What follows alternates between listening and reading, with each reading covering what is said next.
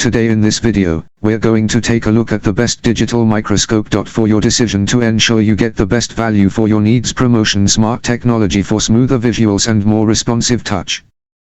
We'll compare the best digital microscope for smoother visuals and more responsive touch on the market and list their features and prices.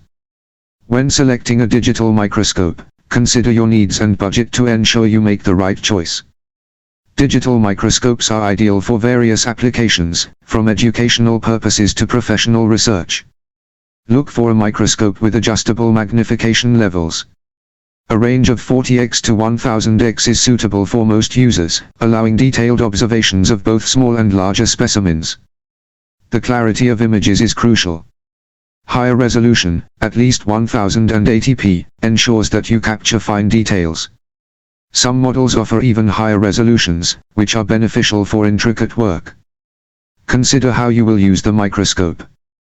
USB connectivity is common, enabling easy connection to computers for real-time viewing and image capture. Some models also offer Wi-Fi capabilities for wireless operation.